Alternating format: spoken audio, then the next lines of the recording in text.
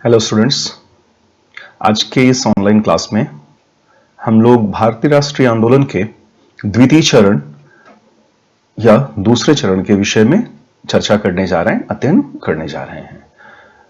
इसके पहले की कक्षा में हमने भारतीय राष्ट्रीय आंदोलन के नरमपंथी चरण यानी कि moderate phase of the Indian national movement के बारे में चर्चा की थी। 1885 कांग्रेस की स्थापना से लेकर के 1904-1905 तक के पॉलिटिक्स पर, जो कि भारतीय राष्ट्रीय आंदोलन का प्रथम चरण माना जाता है, जब 1885 में कांग्रेस पार्टी की विधिवत स्थापना एक अखिल भारतीय स्तर के राजनीतिक दल के द्वारा की गई थी। पिछले ऑनलाइन क्लास में मैंने आपको बताया था कि वर्ष 1885 ये एक टर्निंग पॉइंट साबित हुआ था, ये एक निर्णायक मोड़ साबित हुआ था। क्यों निर्णायक मोड़ साबित हुआ था? क्योंकि इसी वर्ष हम ये मानते हैं कि भारतीय राष्ट्रीय आंदोलन का विधिवत प्रारंभ हुआ था। ठीक है ना, विधिवत प्रारंभ हुआ था भारतीय राष्ट्रीय आंदोलन का। और जबकि भारतीय राजनेताओं ने उस वर्ष यह महसूस किया था कि उन्हें यह लगने लगा था कि उन्हें अखिल भारतीय स्तर के एक राजनीतिक दल की आवश्यकता होगी जो समस्त भारतीयों का प्रतिनिधित्व करे, क्योंकि 1885 के पूर्व के जितने भी राजनीतिक दल थे वे क्षेत्रीय राजनीतिक दल थे, जो कि क्षेत्रीय हितों और क्षेत्रीय आकांक्षाओं का प्रतिनिधित्व किया करते थे। और पिछले 15-20 वर्षों में भारतीय राजनेताओं को, स्वतंत्रता सेनानियों को यह महसूस हो चला था कि उनके विरोध में अंग्रेज और शेष यूरोपीय भारत में तुरंत लामबंद हो जाते थे, एक साथ एक प्लेटफॉर्म पे आ खड़े होते थे, जबकि भारतीय बिखराव के शिकार हो जाते थे और एक साथ मिलकर के अंग्रेजों के विरुद्ध संघर्ष नहीं कर पाते थे, अपनी मांगों को उनके सम्मुख नहीं रख पाते थे। तो ये रियलाइज होना, ये महसूस होना कि हमें एक राजनीतिक दल की आवश्यकता है जो कि अखिल भारतीय स्तर पर कार्य करे। तो निर्णायक मोड़ इसलिए क्योंकि इंडियन नेशनल कांग्रेस यानी कि भारतीय राष्ट्रीय कांग्रेस की स्थापना हुई। 1885 के पूर्व एक और निर्णायक वर्ष साबित हुआ 1857, जिस वर्ष महाविद्रोह हुआ था। और 1885 के बाद एक अन्य वर्ष बेहद निर्णायक साबित हुआ 1905। क्या खास बात हुई 1905 में? 1905 में भारतीयों के द्वारा, भारतीय राजनेताओं और हजारों भारतीयों के द्वारा एक आंदोलन का प्रारंभ किया गया, जिसे स्वदेशी आंदोलन का नाम दिया गया, क्योंकि इसके मूल में स्वदेशी ही था, स्वदेशी, अपना, स्वदेशी। और आंदोलन चलाया गया, किसी बात के विरोध को लेकर के चलाया गया था, जिस पे हम आगे चर्चा करेंगे। स्वदेशी आंदोलन। खास बात यह है, जो गौर करने लायक बात यह है, वो ये कि स्वदेशी आंदोलन एक ऐसा आंदोलन साबित हुआ जिसमें भारतीय राष्ट्रीय आंदोलन, क्या ना, भारतीय राष्ट्रीय आंदोलन अपने प्रथम चरण यानी कि नरमपंथी चरण, प्रथम चरण से बाहर निकला। क्या ना, प्रथम चरण से बाहर निकलकर, तो बाहर निकलकर कहां गया? प्रथम चरण से बाहर निकला तो द्वितीय चरण में गया। ठीक है ना, द्वितीय चरण। तो द्वितीय चरण क्या था? गर्मपंथी चरण। द्वितीय चरण या गर्मपंथी चरण में प्रवेश कर गया था। तो सबसे विशेष बात यही है कि भारतीय राष्ट्रीय आंदोलन अपने प्रथम चरण से निकलकर द्वितीय चरण या गर्मपंथी चरण में प्रवेश कर गया। ठीक है ना, प्रवेश कर गया। और उस दूसरे चरण में नेतृत्व परिवर्तन भी हुआ और नेतृत्व नरमपंथी नेताओं के हाथ से निकलकर गर्मपंथी नेताओं के हाथों में चला गया और द्वितीय चरण का प्रतिनिधित्व किया ट्रायम्विरेट लाल बाल पाल और उनके साथ एक दार्शनिक एवं राजनेता अरविंदो घोष। ओके, तो मतलब लाला लाजपत राय, बाल गंगाधर तिलक, पाल बिपिन चंद्र पाल और अरविंदो घोष।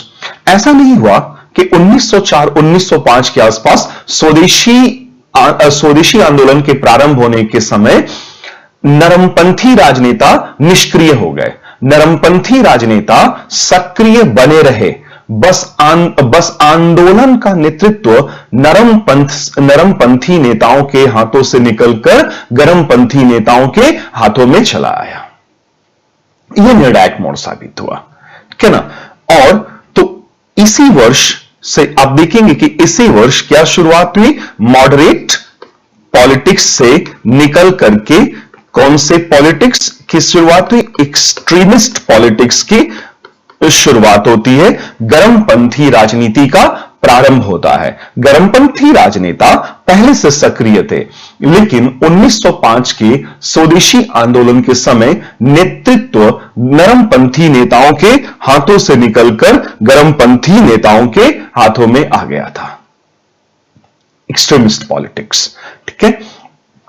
तो एक्सट्रीमिस्ट पॉलिटिक्स का आना मूल रूप से किससे जुड़ा हुआ है? यह जुड़ा हुआ है स्वदेशी आंदोलन से। तो अगर हम लोग स्वदेशी आंदोलन का बेहतर तरीके से अध्ययन कर ले तो हमें गर्मपंथी चरण अपने आप बेहतर तरीके से समझ में आ जाएगा। ठीक है, आगे हम ये देखते हैं कि स्वदेशी आंदोलन का उद्भव, क्या ना, जेनेसिस ऑफ द स्वदेशी मूवमेंट। क्या स्वदेशी आंदोलन का उद्भव कैसे हुआ? ठीक है, जेनेसिस ऑफ द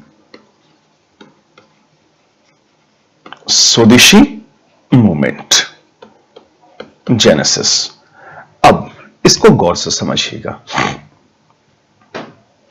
1903 तक आते आते ब्रिटिश गवर्नमेंट ऑफ इंडिया ने एक बात समझ लिया था कि भारतीय राष्ट्रीय आंदोलन जोर पकड़ता जा रहा था और भारतीय तेजी से लामबंद होते जा रहे थे।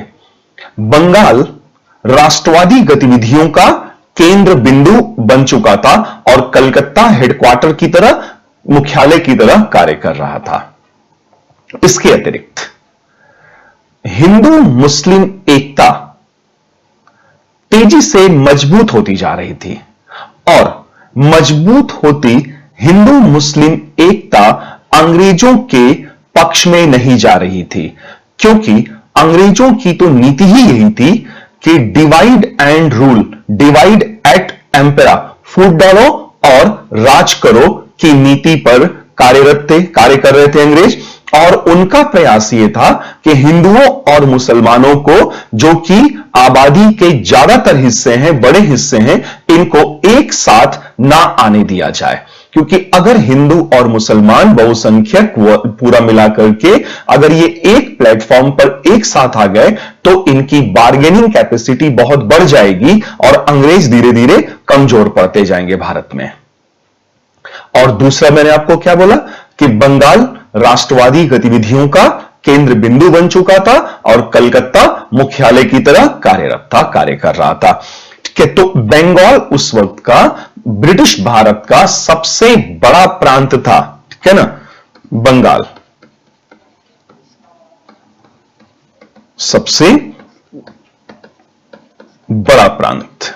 ठीक है ना, Bengal was the biggest province of the British India with a population of around 78 million। 1 million में 10 लाख, तो 78 मिलियन में 78 मल्टीप्लाइड बाई 10 यानी कि 7 करोड़ 80 लाख। 7 करोड़ 80 लाख जनसंख्या ब्रिटिश भारत की बंगाल में ही निवास करती थी। बंगाल जिसमें कि बिहार और उड़ीसा भी सम्मिलित हुआ करते थे। तो Bengal was the biggest province of the British India.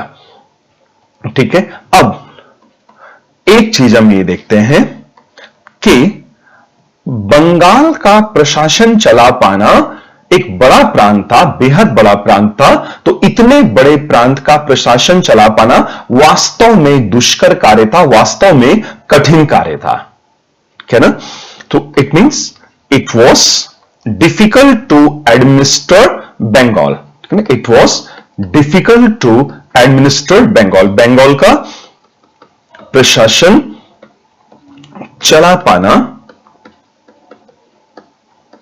वास्तव में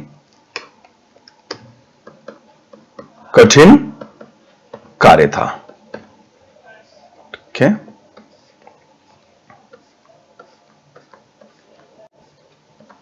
वास्तव में कठिन कार्य था। तो अंग्रेजों ने भारतीयों को यह बताया, या यूं कह लीजिए कि अंदर ही अंदर अंग्रेजों ने एक निर्णय लिया जिसकी सुगबुगाहट जनता में 1903 के आसपास से होने लगी थी। पता चलने लगा था कि अंग्रेजों ने एक निर्णय लिया है। क्या निर्णय लिया? कि बंगाल प्रांत का विभाजन, क्या ना, बंगाल सबसे बड़ा प्रांत, तो निर्णय यह था कि बंगाल प्रांत का विभाजन किया जाएगा। क्या? किसमें? 2 भागों में, पूर्वी बंगाल और पश्चिमी बंगाल में, क्या ना, पूर्वी बंगाल और पश्चिमी बंगाल में विभाजन कर दिया जाएगा। So the Britishers they decided to divide Bengal province, the biggest province of the British India, into 2 halves, East Bengal and West Bengal। और बहाना देखिए क्या बनाया गया, प्रिटेक्स्ट क्या था, बहाना यह बनाया गया कि प्रशासनिक कठिनाइयां, कि बहाना प्रशासनिक कठिनाइयों को बनाया गया कि भाई बंगाल बहुत बड़ा प्रांत है और इसका प्रशासन चला पाना वास्तव में कठिन। हम ठीक है, हम ये मानते हैं कि इतने बड़े प्रांत का प्रशासन चला पाना वास्तव में कठिन था, लेकिन अगर हम अंग्रेजों की वास्तविक मंशा, रियल इंटेंशन को देखेंगे ना, तो रियल इंटेंशन या प्रिटेक्स्ट हमें अपने आप समझ में आ जाएगा। और यह स्वयं अंग्रेजों ने बता दिया अपने स्टेटमेंट्स से, अपने कथनों से, कि उनका मूल मंतव्य प्रशासनिक कठिनाइयां नहीं था, प्रशासन चलाना नहीं था, बल्कि अंग्रेजों का मूल मंतव्य कुछ और था।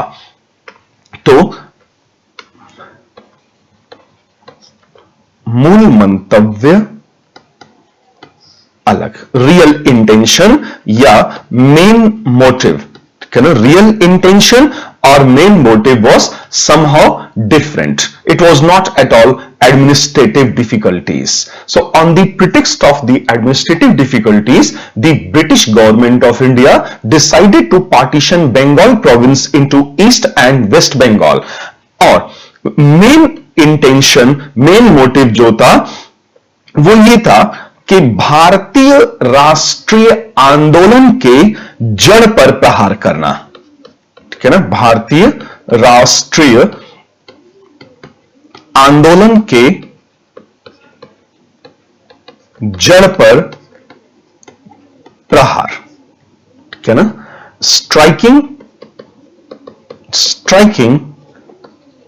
Eight the very base of Indian national movement, striking at the very base of Indian national movement, which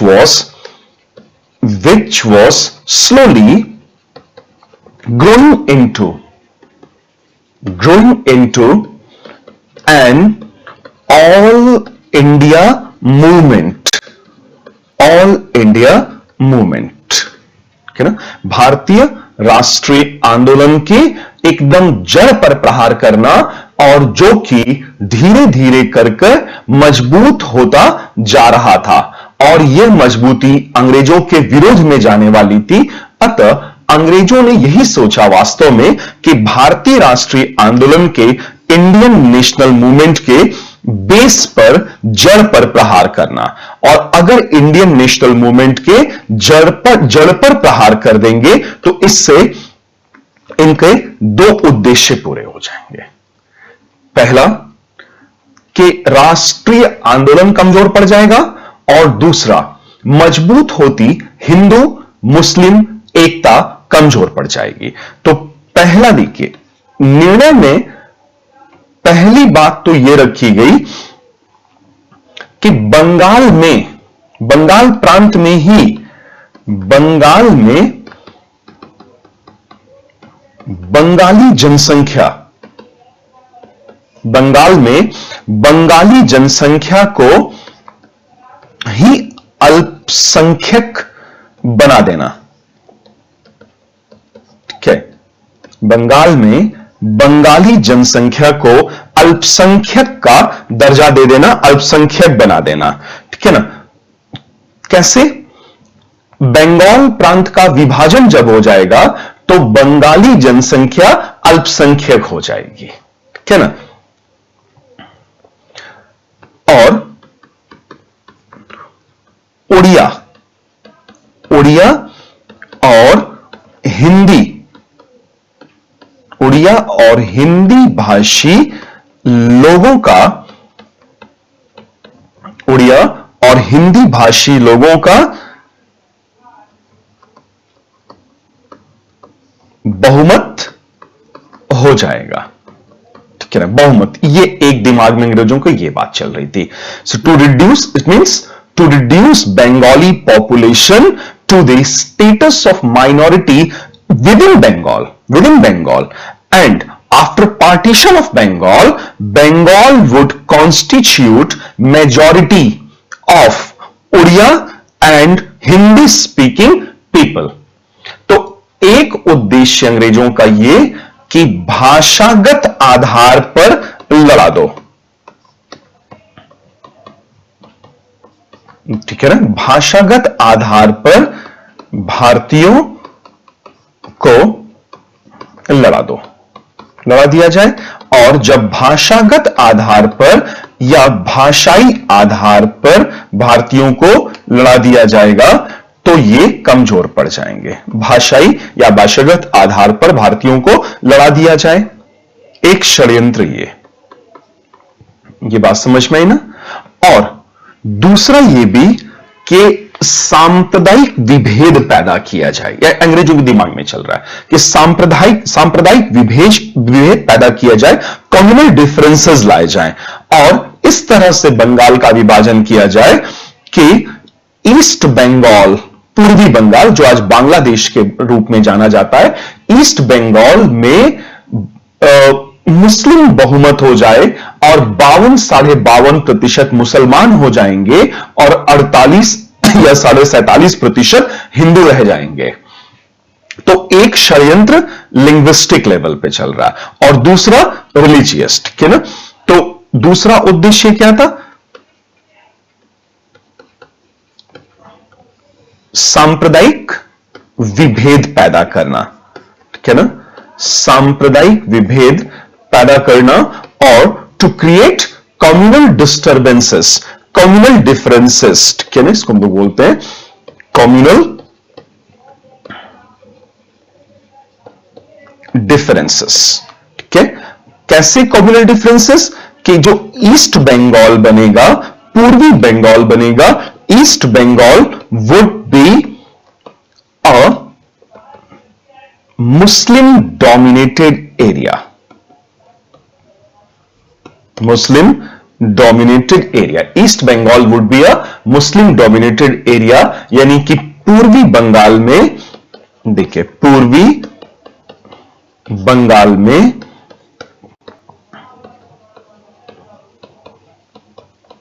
मुसलमानों का बहुमत, पूर्वी बंगाल में मुसलमानों का बहुमत स्थापित हो जाएगा। क्या और हिंदू अल्पसंख्यक के दर्जे में आ जाएंगे। तो दो स्तर पर रणनीति बनाई अंग्रेजों ने राष्ट्रीय आंदोलन को कमजोर करने की। एक, भाषाई आधार पर भारतीयों को लड़ाने का, क्या ना, भाषाई आधार पर, और दूसरा सांप्रदायिक विभेद पर, क्या ना, कम्युनल डिफरेंसेस, सांप्रदायिक विभेद पैदा करना कि पूर्वी बंगाल में मुसलमानों का बहुमत हो जाएगा और जो मुसलमान नेता होंगे वे मुसलमान नेता इस्लाम के नाम पर लोगों को भड़काएंगे। पहले मुसलमानों को भड़काएंगे, तो जब मुसलमानों को भड़काया जाएगा तो उनके प्रतिक्रिया स्वरूप हिंदू भड़केंगे और ये एक दूसरे को काटना मारना शुरू कर देंगे। इनके बीच तनातनी का माहौल बनना शुरू हो जाएगा। और मुसलमानों को देखिए, बंगाल के इसको और समझिएगा, बंगाल के संभ्रांत, ठीक है ना, संभ्रांत मुसलमान, सभी मुसलमान नहीं, उच्च वर्गीय बंगाल के संभ्रांत मुसलमानों को मिलाकर ऑल इंडिया मुस्लिम लीग की स्थापना कराई गई। ऑल इंडिया मुस्लिम लीग की स्थापना कराई गई। अब आप इसको समझिए, 1905 में स्वदेशी आंदोलन का प्रारंभ होना और 1906 में ऑल इंडिया मुस्लिम लीग की शुरुआत होना, यह कोइंसिडेंस नहीं है, यह कोई संयोग नहीं है, यह सोची समझी रणनीति का एक भाग था। तो all India Muslim League along with elite class Musalmans of Bengal including, देखिए, आगा खान, ठीक है ना, अमीर अली, वकार उल मुल्क, ठीक है, एहसानुल मुल्क, के भाई भारी भरकम नाम है, पता चल जा रहा है ये बंगाल के इलीट क्लास मुसलमान रहे होंगे। आगा खान, अमीर अली, वकारुल मुल्क, एहसानुल मुल्क, ठीक है ना, और ढाका के नवाब सलीमुल्लाह खान,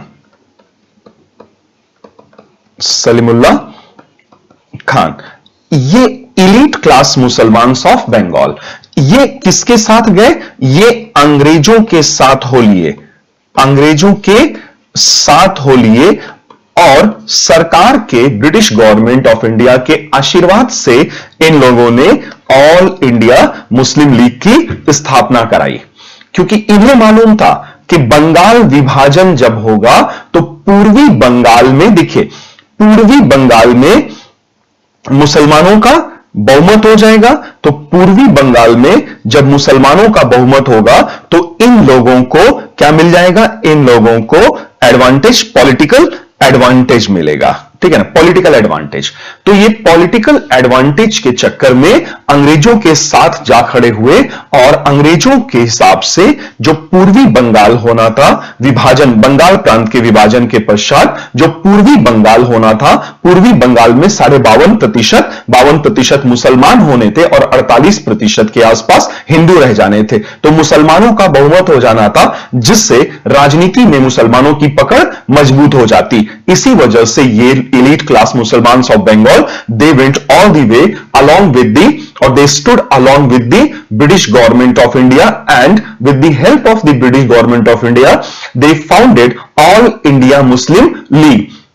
तो कहा जाता है कि All India Muslim League, AIML हम लोग लिख देते हैं, All India Muslim League was a brainchild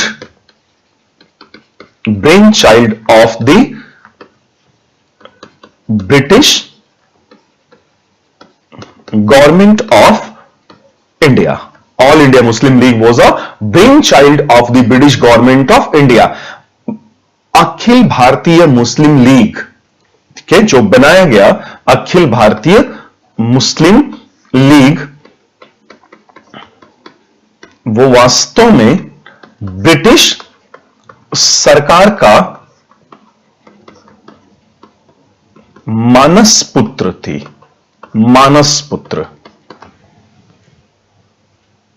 all India Muslim league, यानी कि भारत में हिंदुओं और मुसलमानों के बीच सांप्रदायिक भाव पैदा करके उन्हें तोड़ देना, उनके बीच की खाई को बढ़ाना, उनके बीच की दूरी को बढ़ाना, ताकि उनके अंग्रेजों के उद्देश्य पूरे हो सके। कौन सा उद्देश्य? भारतीय राष्ट्रीय आंदोलन के जड़ पर, देखिए, भारतीय राष्ट्रीय आंदोलन के जड़ पर प्रहार करना, striking at the very base of Indian national movement so that the national movement could get weakened, उसको कमजोर छोड़ा जा सके, कमजोर करके छोड़ा जा सके। तो एकदम विधिवत रणनीति पता चल रही है हमें। और ऐसा नहीं है कि हम लोग ऐसा बस सोच ले रहे हैं। अगर हम लोग इंटेंशन अंग्रेजों के कथनों का अध्ययन करेंगे ना, जब अंग्रेजों के कथनों का विश्लेषण करेंगे तो भी हमें वास्तविक मंशा पता चल जाएगी कि बंगाल प्रांत के विभाजन का निर्णय अंग्रेजों ने जो लिया था वो उसका आधार ही यही था कि भारतीय राष्ट्रीय आंदोलन के जड़ पर प्रहार कर दें। तो देखिए, हम लोग दो स्टेटमेंट लेते हैं ब्रिटिशर्स का ही, दो हाईएस्ट अथॉरिटी का स्टेटमेंट लेते हैं। एक स्टेटमेंट मैं आपको बताता हूं, उस वक्त जो गवर्नर जनरल या viceroy of the British India, Lord Curzon, the viceroy of the British India, ठीक है, ब्रिटिश भारत के वायसरॉय लॉर्ड कर्जन का एक कथन, और दूसरा कथन हम लोग ले रहे हैं राइजले, जो कि सेक्रेटरी ऑफ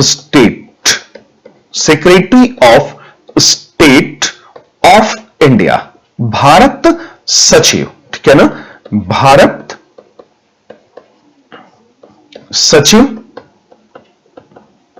राइजले, और कर्जन ब्रिटिश भारत के वॉयसरॉय,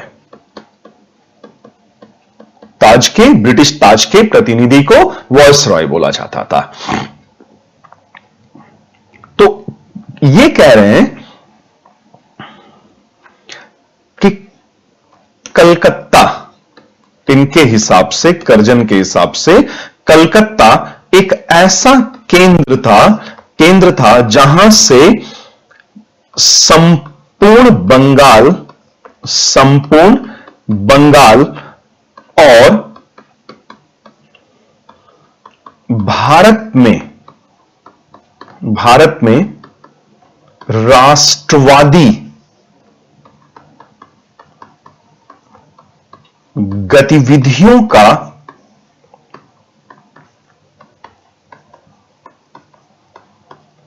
नियंत्रण किया जाता था। सो Calcutta, according to Lord Curzon, the Viceroy of the British India, was the center from which the Congress party is manipulated in Bengal and indeed the whole of India. समूचा भारत, संपूर्ण भारत, बंगाल सहित के राष्ट्रवादी गतिविधियों का केंद्र बिंदु कहां था? कलकत्ता केंद्र बिंदु था, ठीक है ना।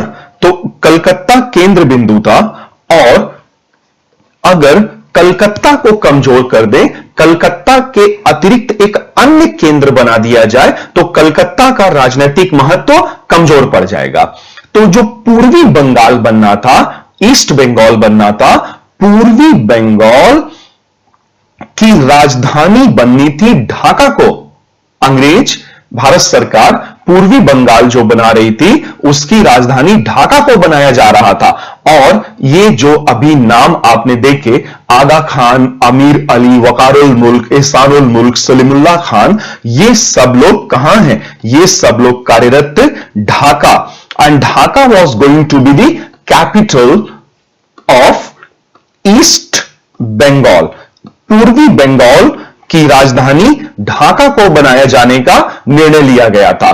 तो अब जब ढाका पूर्वी बंगाल की राजधानी बन जाती, तो कलकत्ता को पश्चिमी बंगाल की राजधानी बनना था, और कलकत्ता ब्रिटिश भारत की भी राजधानी थी।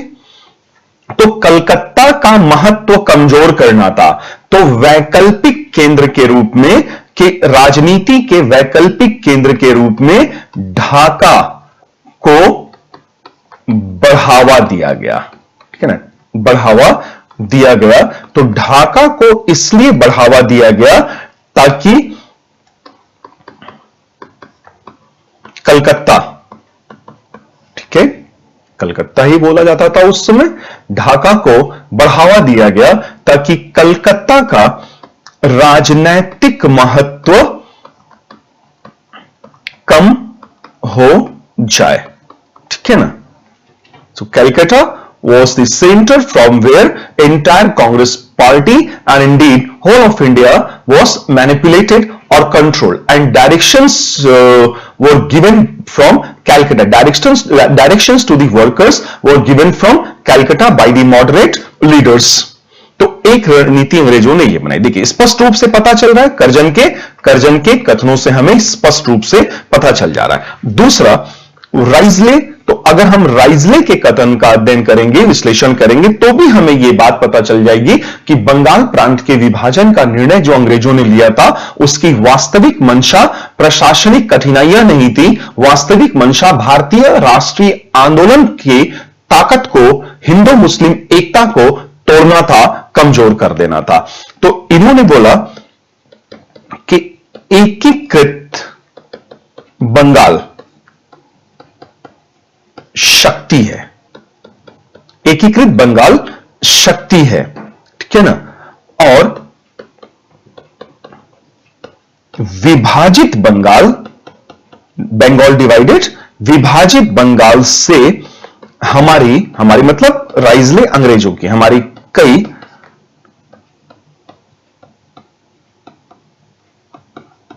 समस्याओं का समाधान हो जाएगा। हमारी कई एकीकृत बंगाल शक्ति है, जबकि विभाजित बंगाल से हमारी कई समस्याओं का समाधान हो जाएगा। देखिए समस्याओं का समाधान मतलब क्या? हिंदू मुस्लिम एकता को तोड़ के कमजोर कर दो, राष्ट्रीय आंदोलन के जड़ पर प्रहार कर दो, ये अपने आप ही कमजोर पड़ जाएंगे, ठीक है ना। तो ये वास्तविक मंशा, देखिए हमने विश्लेषण किया और विश्लेषण करने पे हमें पता चल गया कि बंगाल प्रांत का प्रशासन चला पाना यद्यपि की कठिन था, उसके बावजूद भी बंगाल प्रांत का पूर्वी बंगाल और पश्चिमी बंगाल में विभाजन का निर्णय जो ब्रिटिश सरकार ने किया था, उसका मूल मंतव्य प्रशासनिक कठिनाइयां नहीं था, बल्कि मूल मंतव्य था भारतीय राष्ट्रीय आंदोलन के जड़ पर प्रहार करना, ठीक है। इसके अलावा देखिए जैसे ही अब ये सारी बातें 1903 के आसपास भारतीयों को पता चलने लगी, ठीक है ना। और 1903 के आसपास जैसे ही ये सुगबुगाहट जनता में, बंगाल में फैलने लगी कि अंग्रेज सरकार ऐसा सोच रही है कि बंगाल प्रांत का पूर्वी बंगाल और पश्चिमी बंगाल में विभाजन कर दिया जाएगा, तुरंत ही राजनीतिक विरोध प्रारंभ कर दिया गया। तो और देखिए राजनीतिक विरोध किन लोगों ने प्रारंभ किया? हमारे राजनीतिक नेताओं ने, हमारे नरमपंथी राजनीतिक नेताओं ने तुरंत ही 1903 में राजनीतिक गतिविधियां, राजनीतिक विरोध प्रारंभ कर दिया कि सरकार, अंग्रेजी सरकार, ब्रिटिश सरकार बंगाल प्रांत के विभाजन का जो निर्णय लेने वाली थी उसे ना ले, उसको खारिज कर दिया जाए। तो मॉडरेट देखेंगे कि मॉडरेट मोड ऑफ प्रोटेस्ट्स, ठीक है ना, संघर्ष के नरमपंथी तौर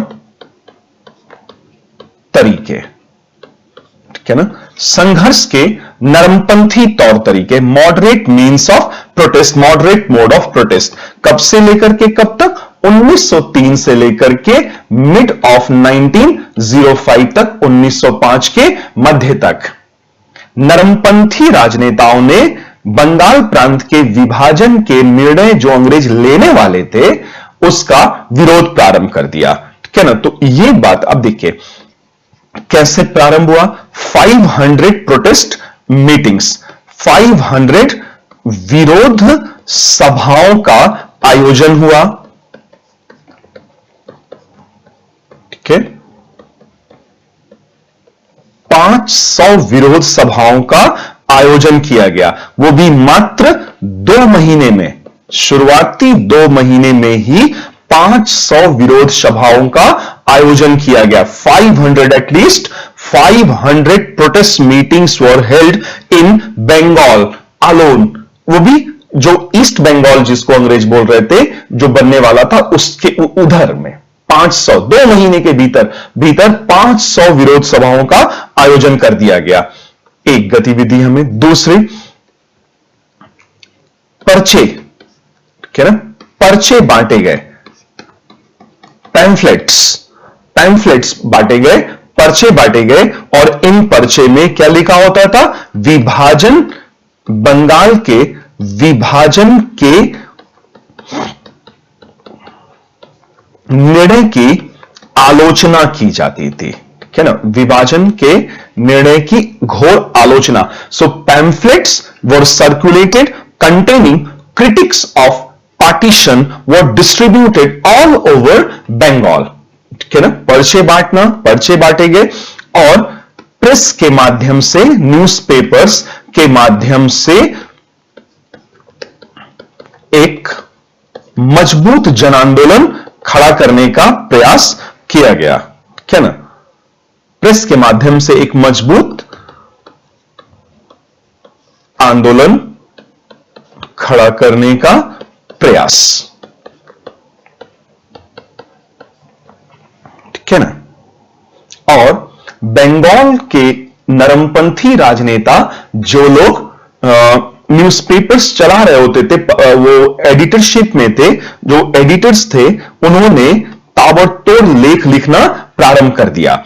खासकर 3-4 न्यूज़पेपर्स ने बड़ी महत्वपूर्ण भूमिका निभाई। जैसे एक तो हम लोगों ने पहले भी पढ़ा था, बंगाली न्यूज़पेपर सुरेंद्रनाथ बैनर्जी, ठीक है ना, सुरेंद्रनाथ बैनर्जी के नेतृत्व में, क्या ना। दूसरा, हितवादी न्यूज़पेपर, और तीसरा संजीवनी, ठीक है ना। बंगाली, हितवादी, संजीवनी जैसे समाचार पत्रों के माध्यम से शक्तिशाली प्रेस अभियान छेड़ दिया गया, ताकि अंग्रेज विभाजन का यह निर्णय त्याग दें, ठीक है। अब देखिए, यहां तक कि कुछ बड़े जमींदार, क्या ना, कुछ बड़े जमींदार भी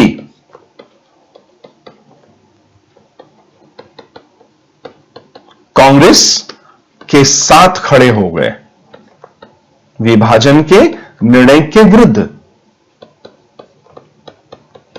So even some big zamindars, they also sided the Congress leaders and moderate leaders. इतना सारा विरोध प्रदर्शन हुआ करीब 1904 और मिड ऑफ 1905 के मध्य तक, 1.5 साल तक ये सारे विरोध चलते रहे। नरमपंथी तौर तरीके विरोध प्रदर्शन के चलते रहे, लेकिन 1.5 साल के विरोध प्रदर्शन के बाद भी अंग्रेजी सरकार टस से मस नहीं हुई, ठीक है। सरकार पर इन विरोध प्रदर्शन का कोई असर नहीं हुआ।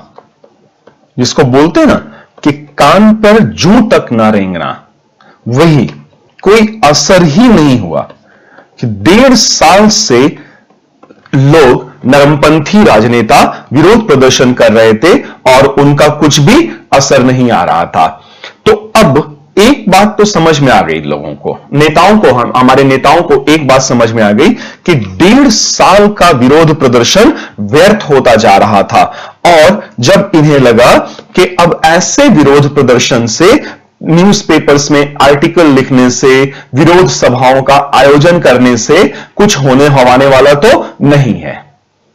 और उधर अंग्रेजी सरकार भी समझ रही थी कि 1885 से इन लोगों का विरोध प्रदर्शन का यही तरीका है कि प्रेस में आर्टिकल्स लिख देना, प्रेयर करना, पिटीशन देना। मैंने आपको पढ़ाया था ना नरमपंथियों की रणनीति 3P, prayer, petition and press.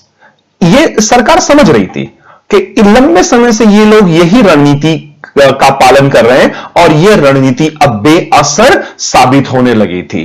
तो जब एक रणनीति बेअसर साबित होने लगती है ना, निष्प्रभावी होने लगती है, तो रणनीति में बदलाव लाना पड़ता है। नहीं तो राष्ट्रीय आंदोलन ही खत्म, छोड़ दीजिए फिर अब राष्ट्रीय आंदोलन आगे मत बढ़ाइए। और अगर राष्ट्रीय आंदोलन को आगे बढ़ाना था तो नरमपंथी तौर तरीके अब कारगर नहीं रह गए थे, उनको रिप्लेस करना पड़ता। और रिप्लेस जब किया गया तो संघर्ष के गर्मपंथी तौर तरीकों को अपनाया गया। तो यहीं से देखिए शुरुआत हो रही है extremist mode of protest. Extremist mode of protest क्या ना, विरोध के गर्मपंथी, विरोध करने को लेकर के गर्मपंथी तौर तरीके, विरोध के गर्मपंथी तौर तरीके ये लाए गए, ठीक है ना, एक्सट्रीमिस्ट मोड ऑफ प्रोटेस्ट। क्यों, देखिए क्यों लाए गए, क्योंकि यह समझ में आ गया था कि संघर्ष के नरमपंथी तौर तरीके कारगर नहीं हो रहे थे, कार्य नहीं कर पा रहे थे। तो 19 जुलाई 1905 क्या ना, बंगाल प्रांत के विभाजन, ठीक है ना, बंगाल प्रांत के विभाजन के निर्णय की घोषणा अंग्रेजों ने कर दी, की घोषणा कर दी गई। ठीक है, तो 19 जुलाई 1905 बंगाल प्रांत के विभाजन के निर्णय की घोषणा कर दी गई, ठीक है ना। तो 1.5 साल की मेहनत मिट्टी में मिल रही थी, कुछ भी असर नहीं हुआ था अंग्रेजों के ऊपर। और 19 जुलाई 1905 को सरकार ने विधिवत घोषणा कर दी कि अभी तक तो सुगबुगाहट थी 1903 से, अभी यह विधिवत घोषणा कर दी गई कि भाई बंगाल प्रांत का विभाजन होगा, ठीक है। तो ये इसी बात से समझ में आया कि राष्ट्रवादी नेताओं ने, देखिए राष्ट्रवादी नेताओं को एक बात समझ में आई। क्या बात समझ में आई? राष्ट्रवादी नेताओं को यह बात समझ में आ गई कि समझ में आ गया कि विरोध के नरमपंथी तौर तरीके कारगर नहीं रह गए थे, कारगर नहीं रह गए थे। राष्ट्रवादी नेताओं को समझ में आ गया था कि विरोध के नरमपंथी तौर तरीके कारगर नहीं रह गए थे। और जब नरमपंथी तौर तरीके कारगर नहीं रह जाते हैं ना, तो कौन से तरीके आएंगे फिर? गर्मपंथी, ठीक है ना, गर्मपंथी तौर तरीके। ये विकल्प के रूप में क्या लाया गया कि भाई अब हम नरमपंथी तौर तरीकों पर नहीं चलेंगे, अब हम एक्सट्रीमिस्ट मोड ऑफ प्रोटेस्ट पे आ रहे हैं। तो अब बदल गई रणनीति। देखिए अब पॉलिटिकल मेंडिकेंसी नहीं, अब राजनीतिक भिक्षा नहीं मांगेंगे, गिड़गिड़ाएंगे नहीं, हाथ नहीं जोड़ेंगे, प्रार्थना पत्र वगैरह नहीं प्रस्तुत करेंगे। तो फिर क्या करेंगे? गर्मपंथी तौर तरीकों के अंतर्गत क्या ना, अंग्रेजी, देखिए नया रणनीति, अंग्रेजी कारखानों में बने सामानों का बहिष्कार, जबरदस्त निर्णय, बायकॉट, बहिष्कार, अंग्रेजी कारखानों में बने सामानों का बहिष्कार करने की शपथ ली गई, pledge to boycott the British factory made goods was taken. ठीक है, ये बहुत बड़ा निर्णय था। और एक चीज और ध्यान रखिएगा कि ये निर्णय, ये इसकी प्रेरणा हमें यूनाइटेड स्टेट्स ऑफ अमेरिका के स्वतंत्रता आंदोलन से मिली थी।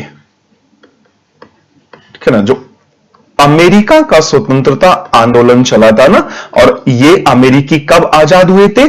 4 जुलाई 1776 स्वतंत्रता आंदोलन। और इन्होंने किसके विरुद्ध लड़ाई लड़ी थी? ये किसके कॉलोनी थे? ये भी ब्रिटेन, हमारे जैसे ये लोग भी ब्रिटेन, ठीक है ना, ब्रिटेन के विरुद्ध ये लड़ा गया था। तो जब ब्रिटेन के विरुद्ध अमेरिकी लोग अपना स्वतंत्रता आंदोलन, क्रांति कर रहे थे, जिसे द अमेरिकन रिवॉल्यूशन भी कहा जाता है, American war of independence against the Britishers, तो ये लोग अपनी लड़ाई लड़ रहे थे। और उस लड़ाई में आप लोगों ने सुना होगा, एक बड़ी प्रसिद्ध घटना है बोस्टन की टी पार्टी।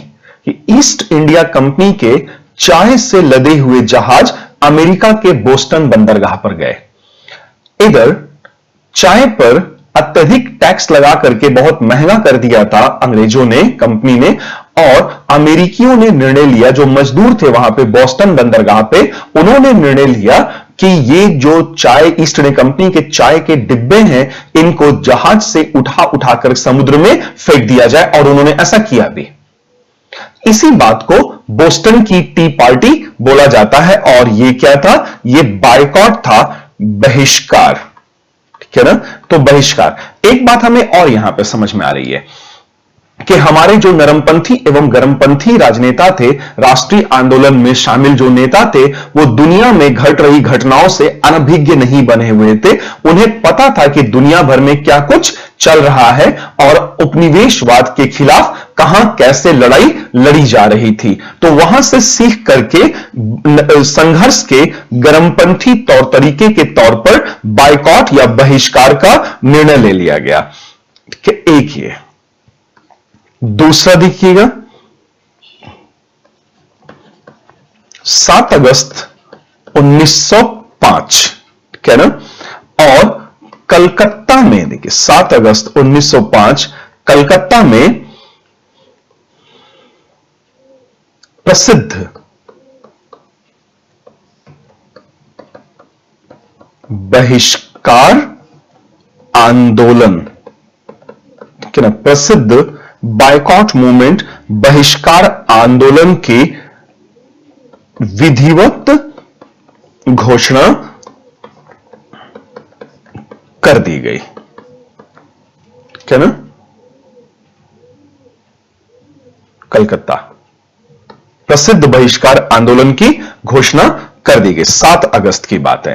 ठीक है ना, तो यहां पे हम देख रहे हैं कि तौर तरीकों में व्यापक बदलाव दिखाई दे रहा है। इसीलिए मैंने थोड़ी देर पहले आपसे कहा था कि वर्ष 1905 भारतीय राष्ट्रीय आंदोलन में एक निर्णायक मोड़ साबित हुआ था, क्योंकि यही वह वर्ष था जब नरमपंथी रणनीति को छोड़ करके राष्ट्रवादी राजनेताओं में से लाल बालपाल और अरविंदो घोष ने गर्मपंथी राजनीति की ओर रुख कर लिया था।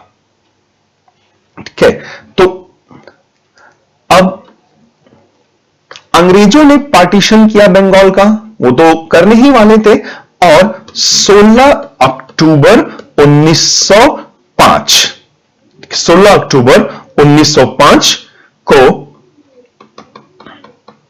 बंगाल विभाजन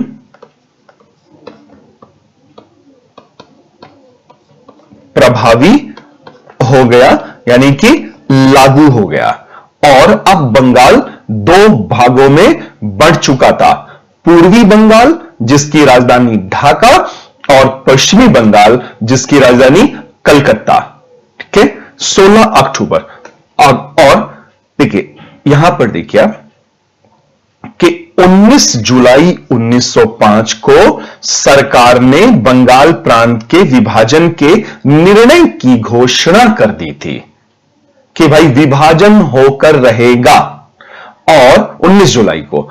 और कब लागू हुआ? 16 अक्टूबर को लागू कर दिया गया। निर्णय अंग्रेजों ने लागू कर दिया और इसी बीच 7 अगस्त 1905 को कलकत्ता में बहिष्कार आंदोलन का श्री गणेश भी कर दिया गया। ये तो 3 डेट आप यहां पे याद रखिएगा, ठीक है ना। और डेट नहीं भी याद रहता तो सीक्वेंस बस याद रखिएगा कि 19 जुलाई 1905 सरकार के द्वारा बंगाल प्रांत के विभाजन के निर्णय की विधिवत घोषणा। 7 अगस्त 1905 भारतीयों ने राष्ट्र बहिष्कार आंदोलन की घोषणा कर दी और 16 अक्टूबर 1905 को बंगाल प्रांत के विभाजन का निर्णय लागू हो गया, ठीक है ना। 3 डेट यहां। अब जैसे ही ये लागू हुआ, देखिए 16 अक्टूबर 1905 लागू हुआ। जिस दिन ये लागू हुआ कैसी गतिविधियां हमें बंगाल में देखने को मिली, देखिए लोगों के घरों में चूल्हे नहीं जले, लोगों ने उपवास रखा ताकि इस निर्णय का विरोध किया जा सके। उपवास रखा, पूरे बंगाल में यह हुआ, ठीक है ना। हड़ताल का आयोजन किया गया, हड़ताल बुलाई गई, ठीक है। लोगों ने एक दूसरे के कलाइयों पर राखियां बांधी, क्या ना, लोगों ने राखियां बांधी। अब आप सोच रहे होंगे राखी क्यों बांध रहे हैं? राखी एकता का प्रतीक है, भाई बहनों के बीच की एकता का प्रतीक, और यहां विभाजित बंगाल की एकता के प्रतीक के तौर पर कि चाहे भले ही अंग्रेजों ने बंगालियों को बांट दिया हो पूर्वी बंगाल और पश्चिमी बंगाल में, उसके बावजूद भी बंगाल एक है और उस एकता के प्रदर्शन के तौर पर लोगों ने एक दूसरे की कलाइयों पर राखियां बांधी, ठीक है ना। गंगा नदी में स्नान किया गया, ठीक है ना। गंगा जी में लोगों ने स्नान किया और वंदे मातरम इसी समय वंदे मातरम ये गीत गाया गया, क्या ना। आप जानते हैं कि ये वंदे मातरम गीत ये बंकिम दा ने लिखा था, बंकिम चंद्र चटर्जी ने, और ये वंदे मातरम गाया जाना इसी समय बहिष्कार आंदोलन, स्वदेशी आंदोलन के समय प्रारंभ हुआ और धीरे धीरे करके राष्ट्रगीत के तौर पर विकसित हुआ। कोई आधिकारिक घोषणा नहीं है कि यह राष्ट्रगीत है, लेकिन हम ऐसा मानते हैं कि हमारा राष्ट्रगीत है। और वंदे मातरम गीत गाया गया और इसी समय और यह राष्ट्रीय आंदोलन का प्रतीक बन गया, ठीक है। राष्ट्रीय आंदोलन का प्रतीक लिखिए या राष्ट्रीय आंदोलन का गीत बन गया, ठीक है। वंदे मातरम राष्ट्रीय आंदोलन का गीत है, ये ध्यान रखिएगा। ये हमारे नेशनल मूवमेंट का लेगेसी है, ठीक है ना। ये कोई कंपल्सन नहीं है कि इसे गाया जाए, लेकिन चूंकि ये हमारे राष्ट्रीय आंदोलन का लेगेसी है, इसे जरूर गाया जाना चाहिए। आप चाहे हिंदू हो, मुसलमान हो, बुद्धिस्ट हो, सिख हो, ईसाई हो, कोई भी हो, आप XYZ, अगर आप इंडियन हैं तो आपको इसे गाने में कतई कोई परहेज नहीं होना चाहिए। वंदे मातरम का ही मतलब हो गया, उर्दू में इसे बोल दिया जाता है तो मां तुझे सलाम, मादरे वतन। मादरे वतन मतलब वतन की वंदना करना, राष्ट्रीय वंदना करना, या वंदे मातरम संस्कृत हो गया। भाषा से क्या फर्क पड़ जाता है, ठीक है ना। वंदे मातरम ये नेशनल मूवमेंट का लेगेसी है, स्वदेशी आंदोलन का लेगेसी है, तो इसे निश्चित तौर पर गाया जाना चाहिए। विरोध का तो कोई मतलब नहीं बनता है। हां, हम किसी को बाध्य नहीं कर सकते हैं कि नहीं नहीं भाई आप वंदे मातरम गाइए ही गाइए, ठीक है, लेकिन गाया अवश्य जाना चाहिए। किसी को परहेज कैसे हो सकता है राष्ट्रीय आंदोलन की इतनी बड़ी लेगेसी को कि ये हम नहीं गाएंगे, ये गैर इस्लामिक है या इस धर्म के विरुद्ध है, ये किसी धर्म के विरुद्ध नहीं है।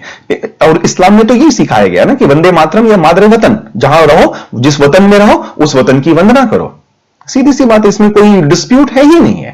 ठीक है, जबरदस्ती के डिस्प्यूट्स लोग क्रिएट कर देते हैं, बना देते हैं। ठीक है ना, तो ये राष्ट्रीय आंदोलन का गीत। ठीक है, और संघर्ष के, अब एक चीज और ध्यान रखिएगा यहां पर, संघर्ष के गर्मपंथी तौर तरीकों को ऐसा नहीं है कि हमारे नरमपंथी राजनेताओं ने खारिज कर दिया। नरमपंथी राजनेताओं ने भी संघर्ष के इन गर्मपंथी तौर तरीकों का भरपूर समर्थन किया और कई बार तो भागीदार भी बने। और सबसे महत्वपूर्ण बात देखिए, इसमें लोगों ने मैनचेस्टर, ठीक है, मैनचेस्टर ब्रिटेन, मैनचेस्टर के कारखानों, मैनचेस्टर के कारखानों में बने वस्त्रों एवं वस्तुओं, ठीक है ना, वस्त्रों एवं वस्तुओं का, वस्त्रों और लिवरपूल के बने नमक का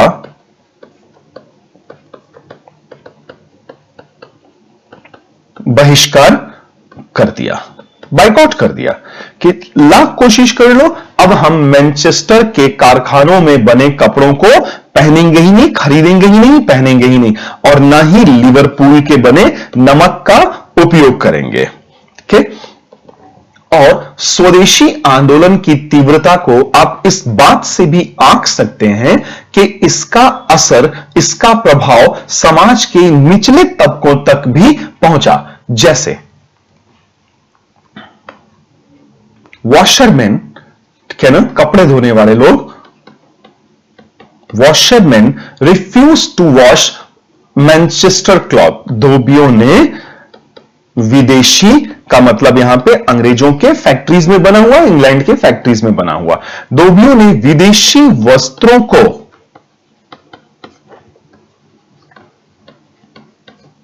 धुलने से इनकार कर दिया कि भाई हम धुलेंगे ही नहीं, अगर ये विदेशी वस्त्र है तो हमें नहीं धुलना है। दूसरा, स्त्रियों ने विदेशी चूड़ियां पहनने से इनकार कर दिया। ठीक है,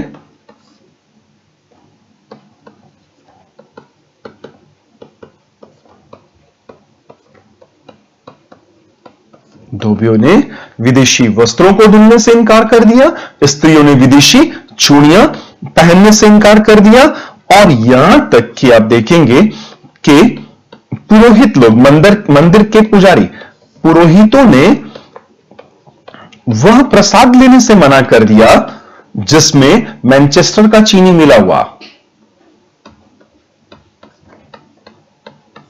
लेने से इनकार कर दिया, जिसमें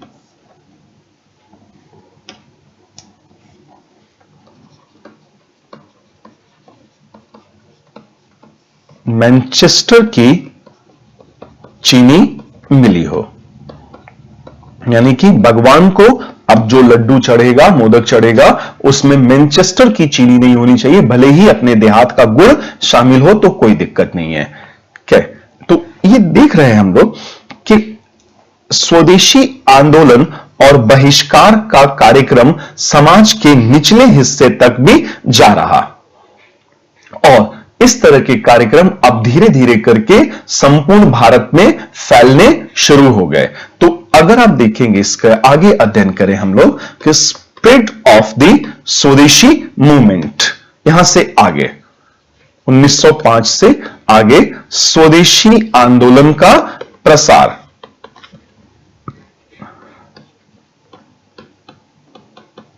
स्वदेशी आंदोलन का प्रसार कैसे प्रसार हुआ, कि 1905 ये निर्णायक मोड़ साबित हुआ, ठीक है ना।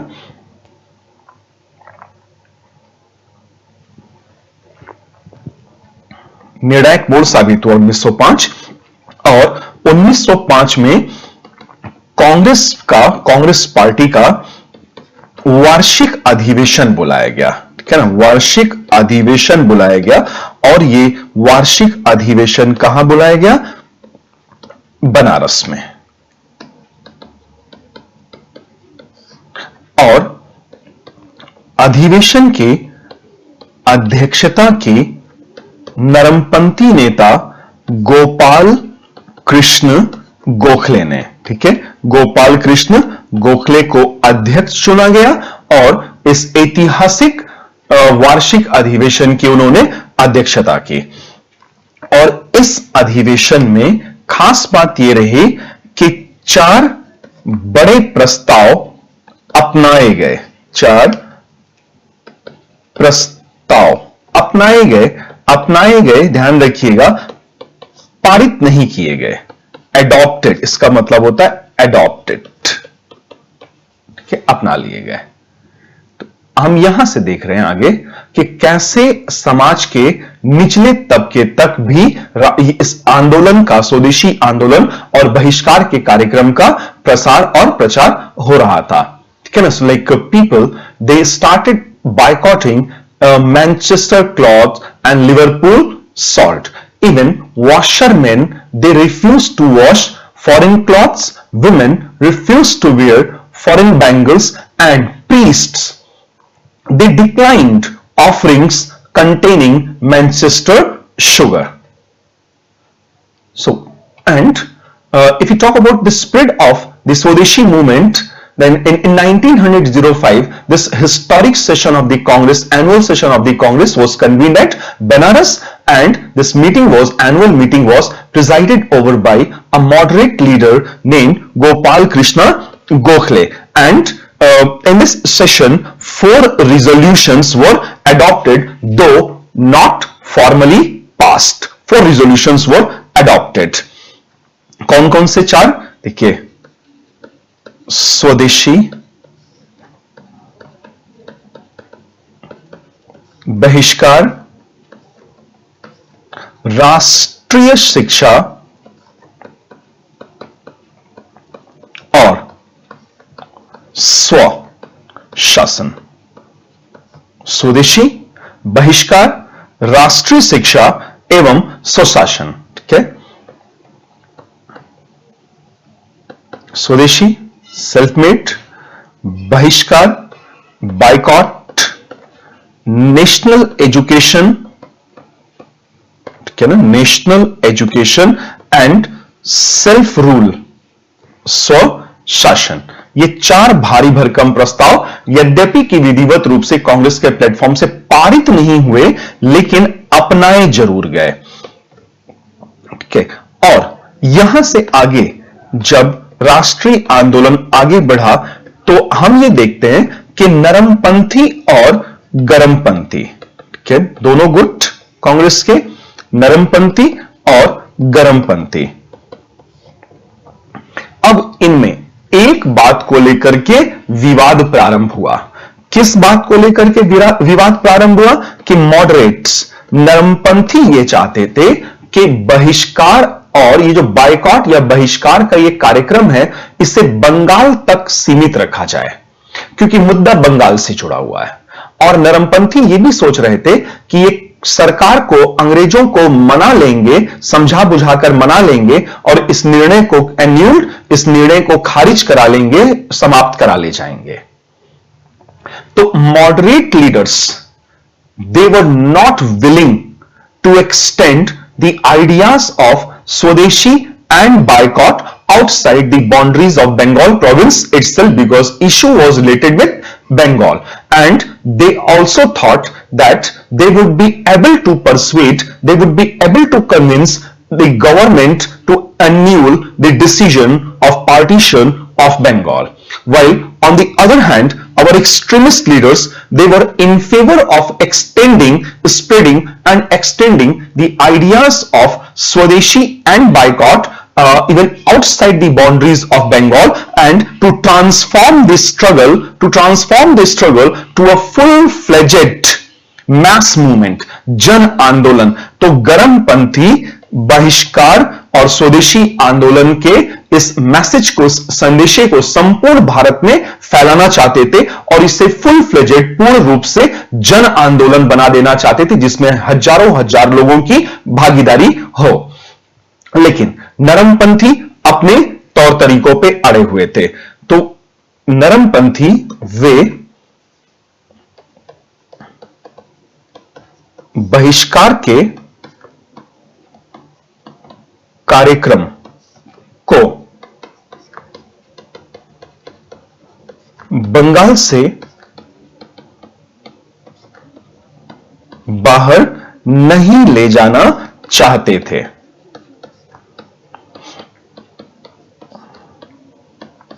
वे बहिष्कार के कार्यक्रम को बंगाल से बाहर ही नहीं ले जाना चाहते थे। ठीक है, क्यों नहीं ले जाना चाहते थे? क्योंकि इन्हें लग रहा था कि ये सरकार को समझा बुझाकर ये निर्णय को खत्म करवा ले जाएंगे और इसलिए ज्यादा उग्र या ज्यादा बहिष्कार करने की आवश्यकता नहीं है। ठीक है ना? क्योंकि उनके अनुसार, क्योंकि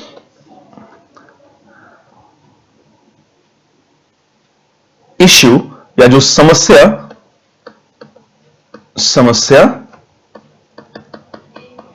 बंगाल से संबंधित थे और यह भी कि वे अंग्रेजों को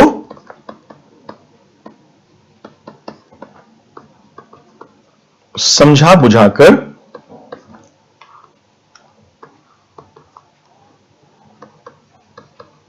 निर्णय, बंगाल प्रांत के विभाजन का निर्णय समाप्त करा लेंगे।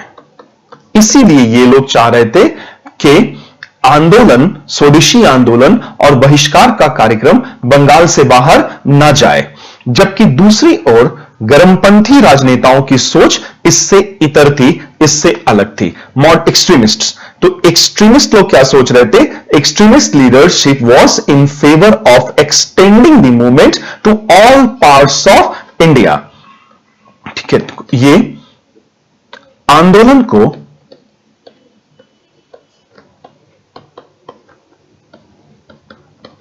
भारत के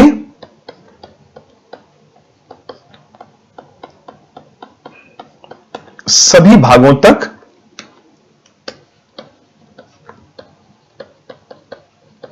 फैलाना चाहते थे।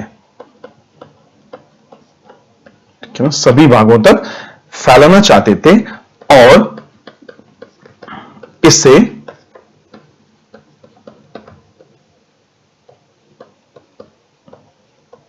जनांदोलन का स्वरूप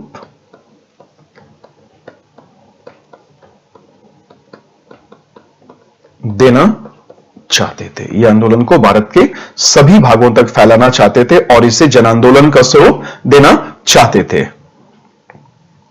कौन नेता थे ये लोग? इनमें विशेषकर बाल गंगाधर तिलक, लाला लाजपत राय, बिपिन चंद्र पाल, अरविंदो घोष और इनके अन्य समर्थक बड़े नेता। तो देखिए, अब इन्होंने ऐसा किया भी, रुके नहीं है, इन्होंने किया। तो तिलक, तो बाल गंगाधर तिलक स्वदेशी के इस कार्यक्रम को, बहिष्कार के इस कार्यक्रम को लेकर चले गए। उन्होंने फैलाया पूना और विशेषकर बॉम्बे, पूना और बॉम्बे में के लाला लाजपत राय और अजित सिंह, ठीक है, पंजाब के बड़े नेता अजित सिंह, ये भगत सिंह के चाचा जी। तो इन लोगों ने पंजाब में इस कार्यक्रम का प्रचार और प्रसार किया और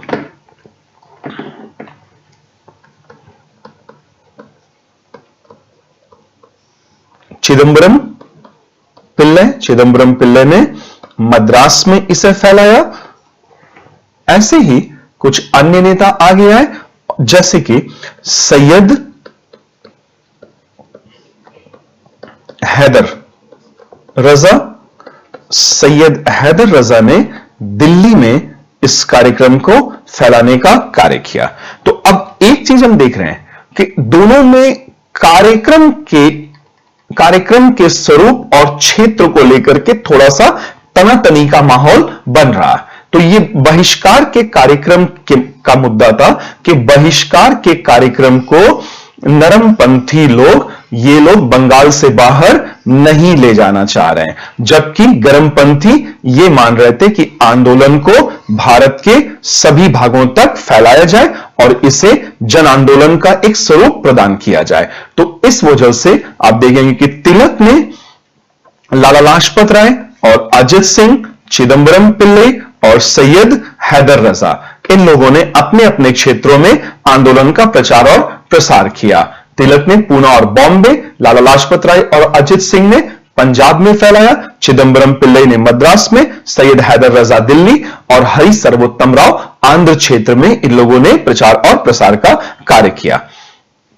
अब इसके आगे 1906 में जब कांग्रेस का वार्षिक अधिवेशन हुआ, तो 1906 में कांग्रेस का वार्षिक अधिवेशन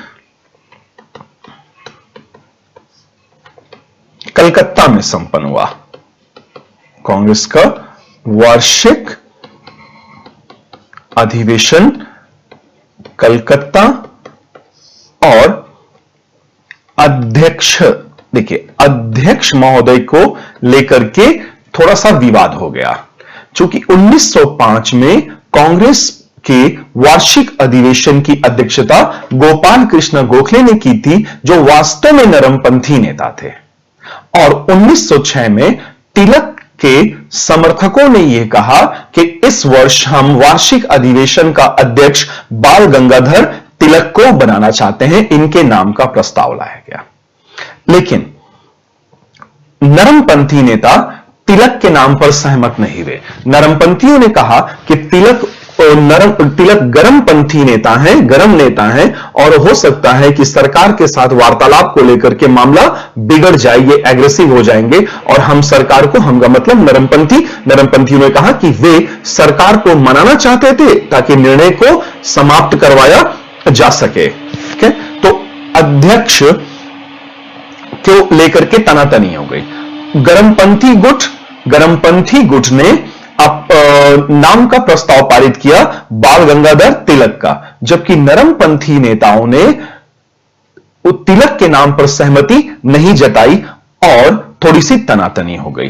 तब कैसे इस तनातनी से बाहर निकले? तो ये बीच का रास्ता निकाला गया कि कोई ऐसे नेता के नाम का प्रस्ताव किया जाए जिस पे दोनों गुट सहमत हो जाएं, और ऐसे बेहद सम्मानित नेता जो दोनों पक्ष को स्वीकार्य थे, वे थे दादा भाई नौरोजी।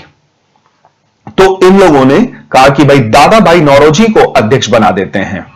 तो दादा भाई नौरोजी का जैसे ही नाम आगे आया, तिलक के समर्थकों ने तुरंत ही तिलक का नाम हटा लिया, क्योंकि दादा भाई नौरोजी का ये लोग बेहद सम्मान किया करते थे।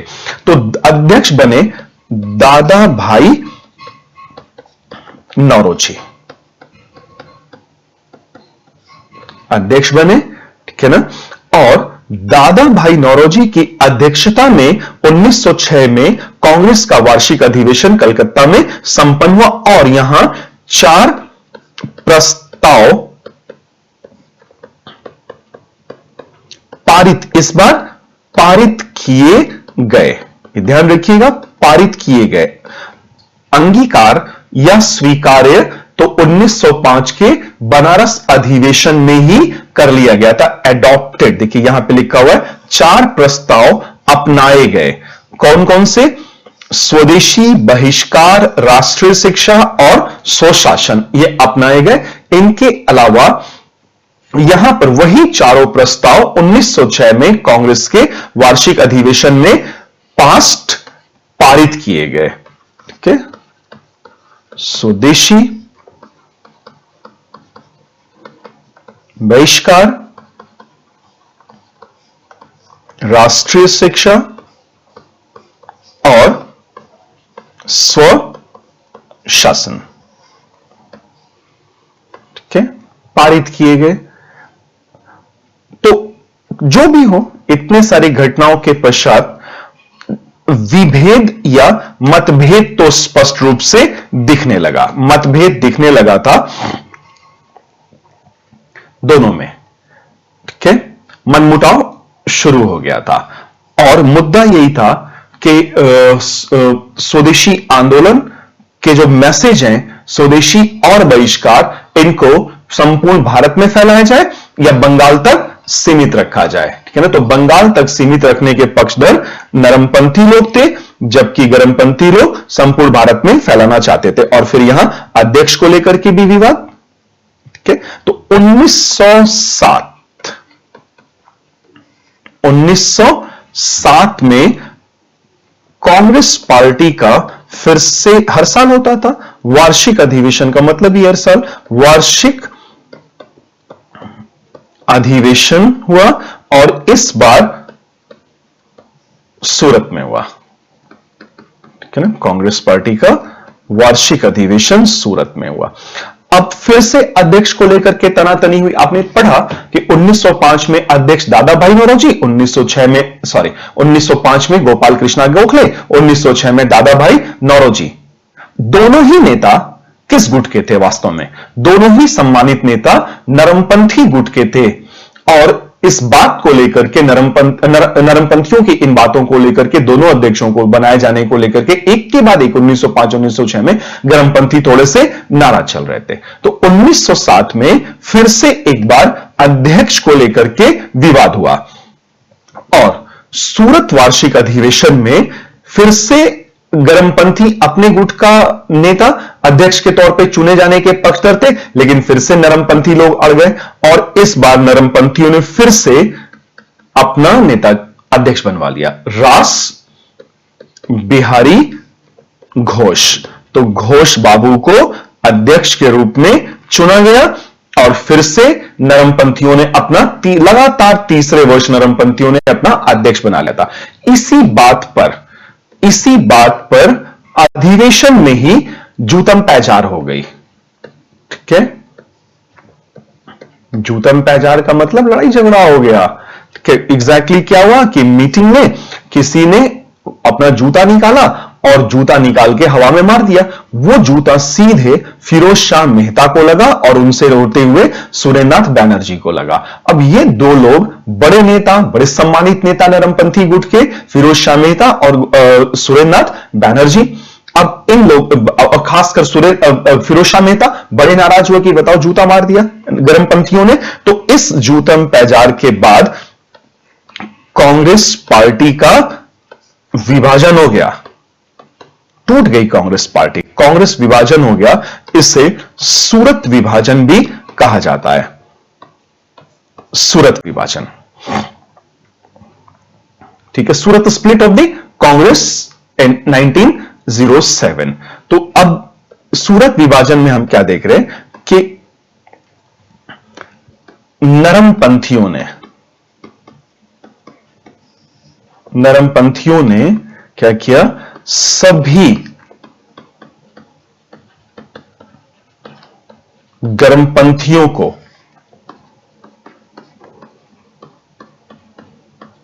कांग्रेस से निकाल दिया, कांग्रेस से निकाल दिया, और इस तरह से कांग्रेस पार्टी टूट गई। और नरमपंथी क्या कह रहे हैं? देखिए, नरमपंथी ये कह रहे हैं कि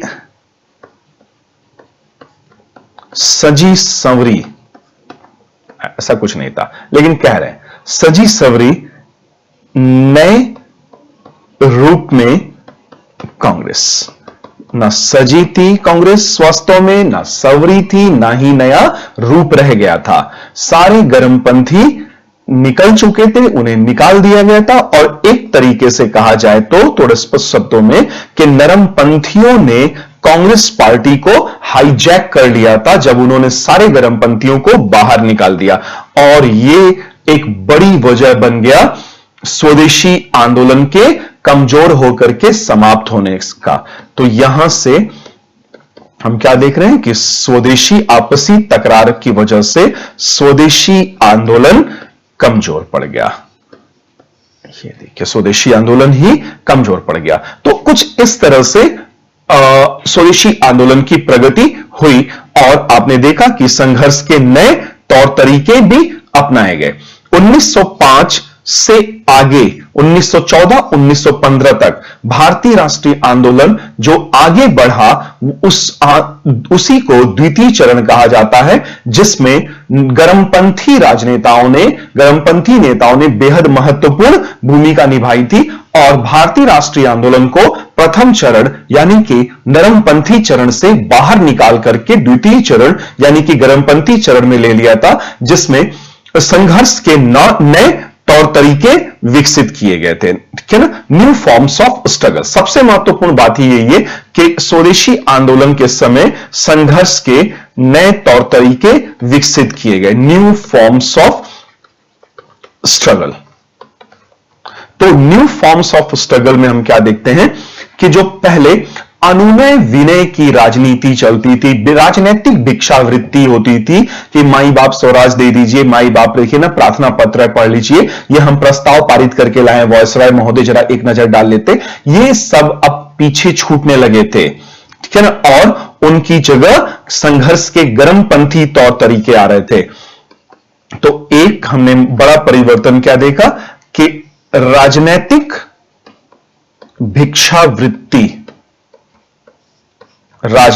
भिक्षावृत्ति का दौर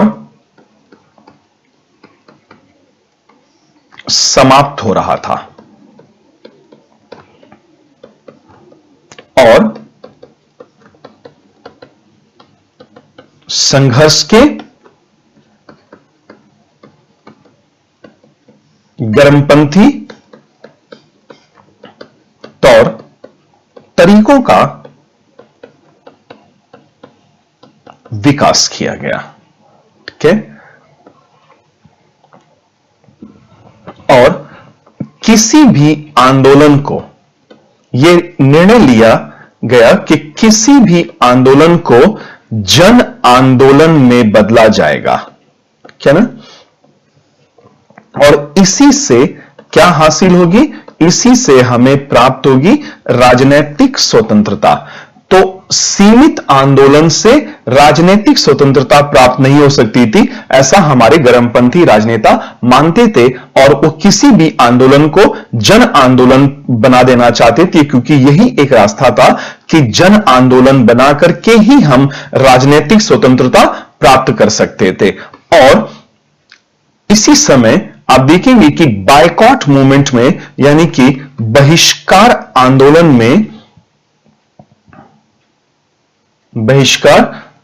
में असहयोग का कार्यक्रम आया। ठीक है ना, असहयोग का कार्यक्रम मूल रूप से बाल गंगाधर तिलक ने असहयोग का कार्यक्रम दिया था और इसी असहयोग के कार्यक्रम को आगे चलकर महात्मा गांधी ने बड़े पैमाने पर लागू किया और 1920 में किए गए अखिल भारतीय आंदोलन को असहयोग आंदोलन का नाम दिया गया था। तो बहिष्कार आंदोलन में असहयोग और प्रतिरोध ये तिलक ने ही सुझाया था। इसके अलावा बहिष्कार में इसको व्यापक पैमाने पर विस्तार दिया गया था बाल गंगाधर तिलक, लाला लाजपत राय, विपिन चंद्र पाल और अरविंदो घोष के द्वारा, कि बहिष्कार में कई कार्यक्रम सम्मिलित थे, जैसे विदेशी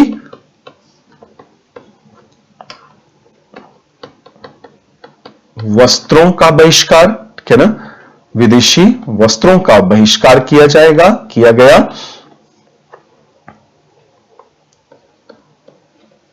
स्कूल, कॉलेजों का बहिष्कार किया गया। ठीक है ना,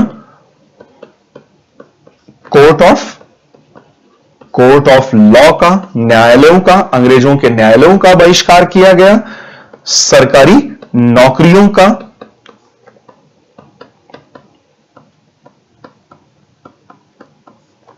सरकारी नौकरियों का बहिष्कार किया गया, ठीक है ना, और हड़तालों का आयोजन भी कराया गया, हड़ताल, बहिष्कार। तो व्यापक बहिष्कार कार्यक्रम व्यापक कार्यक्रम था जिसमें कई उप कार्यक्रम शामिल थे, जैसे मैनचेस्टर के कपड़ों का बहिष्कार, लिवरपूल के नमक का बहिष्कार, अंग्रेजों के स्कूल कॉलेजेस का बहिष्कार, कोर्ट ऑफ लॉ, ब्रिटिश न्यायालयों का बहिष्कार, सरकारी नौकरियों का बहिष्कार और हड़ताल का आयोजन कराया जाना। ठीक है, और इसके अतिरिक्त आप देखेंगे कि जन आंदोलन, या ऐसे कर ले हम लोग इसे कि जन मानस को उद्वेलित करने के लिए, जनमानस को उद्वेलित करना ताकि आंदोलन को जन आंदोलन बनाया जा सके। जब तक हजारों लोग आंदोलन में नहीं आएंगे तब तक आंदोलन व्यापक पैमाने पर राष्ट्रीय आंदोलन नहीं बनने जा रहा था। तो जन आंदोलन को उद्वेलित करने के लिए पब्लिक मीटिंग्स, कि पब्लिक मीटिंग का सहारा लिया गया, पब्लिक मीटिंग, ठीक है ना, साथ ही साथ वॉलंटियर्स, ठीक है ना, स्वयं सेवक, स्वयं सेवकों के समूह बनाए गए, ठीक है, और ये स्वयं सेवक दूर दराज के क्षेत्रों में भी जाकर के राष्ट्रवादी गतिविधियों को बढ़ावा देते थे, उनका प्रचार और प्रसार करते थे। स्वयं सेवकों का समूह बनाया गया, इन्हें नाम भी रखा गया, नाम भी दिया गया, जैसे स्वदेश बांधव समिति, ठीक है ना, स्वदेश बांधव समिति ये अश्वनी कुमार दत्त के द्वारा बनाई गई थी और इसका काम लोगों को जागरूक करना था, ठीक है ना, और ये बारिसाल में, ठीक है ना, एक जगह का नाम बारिसाल, अश्वनी कुमार दत्त बारिसाल में इन्होंने बनाया ताकि जो आंदोलन को जन आंदोलन का रूप दिया जा सके। इसके साथ ही साथ आप देखेंगे कि धार्मिक त्योहारों का बड़ा क्रिएटिव यूज किया गया, प्रयोग किया गया जन आंदोलन के लिए, जनमानस के लिए प्रयोग, जनमानस को उद्वेलित एवं जागरूक करने में किया गया।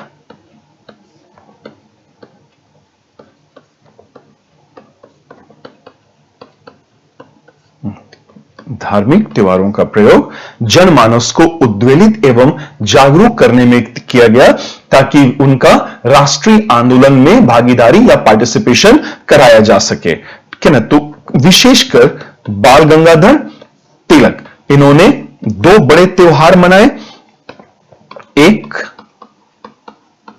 गणपति महोत्सव, ठीक है ना, गणपति महोत्सव महाराष्ट्र में विशेषकर बहुत लोकप्रिय है।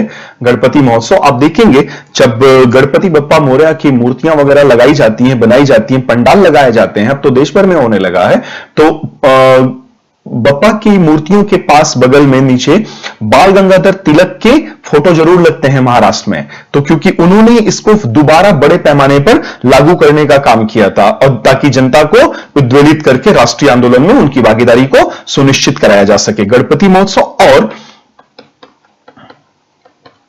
शिवाजी उत्सव, ठीक है ना, शिवाजी उत्सव, तो ये क्रिएटिव यूज थे फेस्टिवल्स और रिलीजियस फेस्टिवल्स को विजेताओं का सम्मान करके जनता को उद्वेलित करना, धार्मिक तीज त्योहारों को लोकप्रिय बनाना और जनता को राष्ट्रीय आंदोलन में लेकर के आना, ठीक है। धार्मिक तीज त्योहारों का जनमानस को उद्वेलित एवं जागरूक करने में प्रयोग किया जाना। और इसके अतिरिक्त कि आत्म शक्ति पर बहुत अधिक जोर दिया गया। आत्मशक्ति, सेल्फ रिलायंस को बोलते हैं, सेल्फ रिलायंस, आत्म शक्ति पे जोर देना, ठीक है ना। और साथ ही साथ थिएटर का भी इस्तेमाल किया गया, मंचन, नाटकों का मंचन किया गया ताकि लोगों को राष्ट्रीय आंदोलन से जोड़ा जा सके, विशेषकर बंगाल में।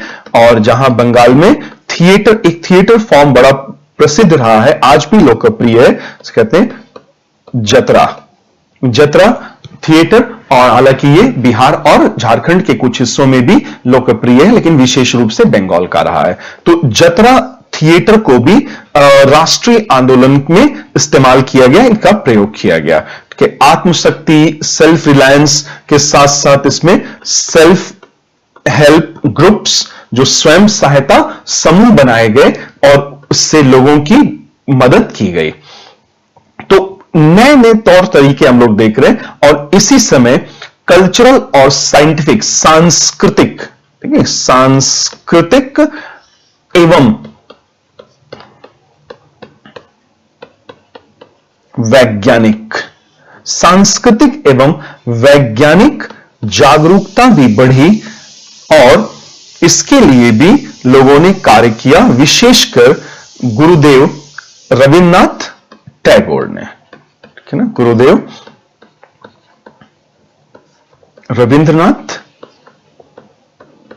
टैगोर, जिन्होंने इस समय लिखा था एक गीत, अमार सोनार बांग्ला। तो आमार सोनार, हमारा बेहतरीन सोने जैसा बांग्ला, ये गीत लिखा था। और इस गीत को 1971 में जब बांग्लादेश बना पाकिस्तान से अलग होकर के, तो बांग्लादेश ने इसे अपना राष्ट्रीय गान या नेशनल एंथम चुना, ये राष्ट्रीय गान भी बना, ठीक है। और इसी समय देखिए रिलीजियस फेस्टिवल्स का क्रिएटिव यूज करना और सांस्कृतिक तौर तरीकों का व्यापक पैमाने पर इस्तेमाल करना, और विशेषकर देखिए बंगाली फोक म्यूजिक, जो बंगाली लोक संगीत था ना, तो बंगाली लोक संगीत बड़ा प्रसिद्ध हुआ, रिवाइवल हो गया, एक तरीके से आप कह लीजिए कि इसका रिवाइवल ही हो गया था बंगाली लोक संगीत। और पेंटिंग, चित्रकला का भी रिवाइवल हुआ, ठीक है। और इसमें बड़ा नाम बन के उभरे अवनींद्र नाथ टैगोर, जो कि गुरुदेव रविन्द्रनाथ टैगोर के भतीजे थे, अवनींद्र नाथ टैगोर, एवं इनके शिष्य नंदलाल बोस थे। इन लोगों ने भारतीय चित्रकला को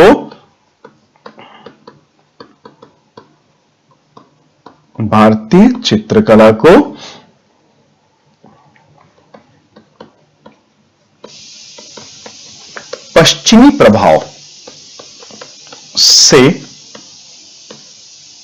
मुक्त कराया। जो भारतीय चित्रकला पर यूरोपीय असर पड़ चुका था, उससे मुक्त कराने का भरपूर प्रयास किया।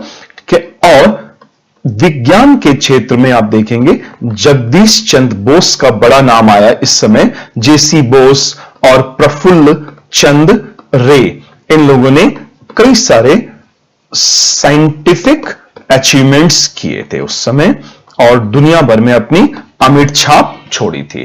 तो आप देख रहे हैं कि स्वदेशी आंदोलन के साथ ही साथ भारतीय राष्ट्रीय आंदोलन अपने दूसरे चरण में प्रवेश करता गया। तो मैंने आपको जो पढ़ाया, मेरे फिलहाल इस लेक्चर में मेरे पढ़ाने का तरीका यह था कि स्वदेशी आंदोलन के साथ ही साथ मिला करके आपको भारतीय राष्ट्रीय आंदोलन का दूसरा चरण भी पढ़ा दिया जाए, ठीक है। तो हमने ये पढ़ा। अब हम ये देखते हैं कि 1908 के मध्य तक आते आते स्वदेशी आंदोलन का पतन होने लगा था, इसका डिक्लाइन होने लगा था। तो कॉजेस ऑफ डाउनफॉल और डिक्लाइन ऑफ स्वदेशी मूवमेंट, स्वदेशी आंदोलन के डाउनफॉल होने के क्या कारण थे, कॉजेस ऑफ डिक्लाइन और कॉजेस ऑफ डाउनफॉल। तो एक एक तो आपने खुद ही पढ़ा भी कि सूरत स्प्लिट, कांग्रेस पार्टी का सूरत विभाजन, क्या ना, सूरत विभाजन, जिससे नरमपंथी ही कांग्रेस में बचे रह गए थे और नरमपंथियों ने समस्त गरमपंथियों को कांग्रेस से बाहर निकाल दिया था, बाहर का रास्ता दिखा दिया था और कांग्रेस पार्टी में फूट पड़ गई थी, टूट चुके थे ये लोग। इससे राष्ट्रीय रैंक में देखिए नेशनलिस्ट लीडरशिप में दरार पड़ना, इससे इस आंदोलन, स्वदेशी आंदोलन की भारी क्षति हुई और राष्ट्रीय आंदोलन भी कमजोर पड़ा। और जैसे ही अंग्रेजों को मौका मिला सूरत विभाजन के बाद से, अंग्रेजों ने आंदोलन का बर्बरतापूर्वक दमन करना प्रारंभ कर दिया। अंग्रेजों ने आंदोलन का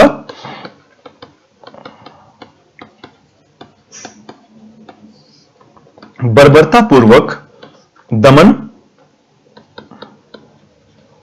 प्रारंभ कर दिया। ठीक है ना, तो ब्रूटल सप्रेशन हो गया, बर्बरतापूर्वक दमन प्रारंभ हो गया।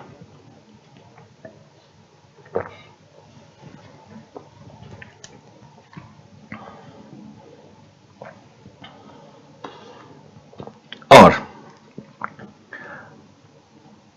देखिए पार्टी संरचना, एक जो विधिवत पार्टी संरचना होती है ना, उस वक्त कांग्रेस में विधिवत पार्टी संरचना का अभाव था और ग्रास रूट लेवल पे कांग्रेस ने अभी बहुत अच्छा काम नहीं किया था, बहुत अच्छी पकड़ नहीं बना पाए थे। तो एक समस्या यह आई कि lack of effective organisation and party structure, तो पार्टी संरचना एवं संगठन का अभाव था। प्रभावी पार्टी संरचना अगर हम लोग कहें तो ज्यादा बेहतर होगा। पार्टी संरचना तो था, संगठन भी था, लेकिन बहुत प्रभावी अभी ग्रास रूट लेवल पे नहीं बन पाया था। और इसके अलावा एक चीज आप देखते हैं कि कोई भी अगर जन आंदोलन होता है ना, तो जन आंदोलन का एक चरित्र होता है। जन आंदोलन का चरित्र यह होता है कि उच्चतम बिंदु तक पहुंचने के बाद, उच्चतम बिंदु थ्रेशोल्ड तक पहुंचने के बाद इसमें गिरावट के तत्व दिखाई देते ही देते हैं, गिरावट आता ही आता है। ठीक है, और 1905, 1906, 1907 तक यह आंदोलन बेहद तीव्र वेग से चला और कई कारणों से फिर इसमें गिरावट के तत्व दिखाई देने लगे और 1908 के मध्य तक आते आते स्वदेशी आंदोलन समाप्त हो चुका था। क्योंकि देखिए जन आंदोलनों का चरित्र होता है, मास मूवमेंट का एक कैरेक्टरिस्टिक फीचर होता है। अगर आप देखेंगे इसको एक लाइन ग्राफ पर इस तरह से कि यहां पे हम लोग ले ले 1904, 1905, 1906, 1907, ठीक है, और 1908। तो इस लाइन ग्राफ में हम देखते हैं कि 1903, 1904 से धीरे धीरे प्रारंभ होता हुआ 1906, 1907 तक आंदोलन तेजी से आगे बढ़ा और फिर यहां से आंदोलन का एक रैपिड डिक्लाइन वाला ग्राफ हमें नजर आ रहा है। तो ये जो उच्चतम बिंदु देखिए, ये इसका थ्रेशोल्ड है, उच्चतम बिंदु है थ्रेशोल्ड, और थ्रेशोल्ड टच कर जाने के बाद कोई भी मैस मूवमेंट हो, यहां पे देखिए ईयर ले ली हम लोगों ने, यस, और यहां इंटेंसिटी, ठीक है ना, इंटेंसिटी ऑफ मैस मूवमेंट, जन आंदोलन की तीव्रता। और यहां पे कौन सा जन आंदोलन है? स्वदेशी मूवमेंट, स्वदेशी आंदोलन, इसकी तीव्रता। तो 1907 के आसपास, ये थोड़ा सा पहले तक 1906, 1907 के बीच में इसकी तीव्रता दिखाई दे रही है, थ्रेशोल्ड दिखाई दे रहा है, हाईएस्ट पॉइंट, और उसके बाद इसमें पतन के तत्व हमें दृष्टिगोचर होने लगते हैं। तो ये ऐसा होता ही होता है जन आंदोलनों में, और इसलिए भी ऐसा होता है क्योंकि जनमानस की त्याग करने की क्षमता असीमित नहीं होती है। Sacrificing capacity of the masses is not unlimited.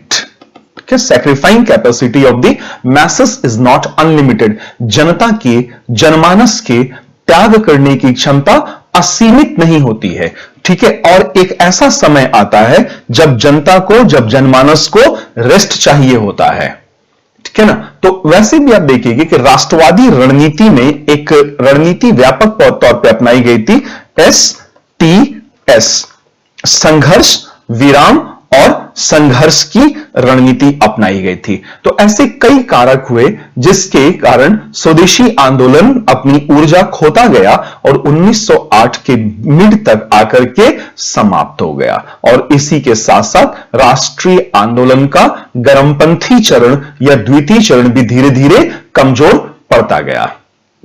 ठीक है, तो ये हमने पढ़ा भारतीय राष्ट्रीय आंदोलन का द्वितीय चरण स्वदेशी आंदोलन के साथ जोड़ करके। ठीक है, इसके बाद के लेक्चर्स में अभी हमें पढ़ना है क्रांतिकारी राष्ट्रवाद, ठीक है ना, रिवोल्यूशनरी नेशनलिज्म और फर्स्ट वर्ल्ड वॉर, प्रथम विश्व युद्ध। क्योंकि इसी समय 1914 के आसपास, थोड़ा आगे चल के 1914 में विश्व युद्ध प्रारंभ हुआ, जिसे प्रथम विश्व युद्ध कहा गया।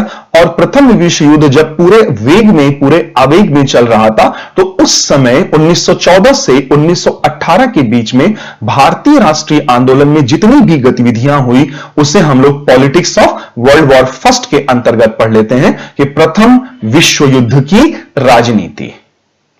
ठीक है, नेक्स्ट लेक्चर में हम लोग ये सब पढ़ रहे होंगे। तब तक के लिए बहुत बहुत धन्यवाद। आप लोग अपना ख्याल रखिएगा। Thank you so much.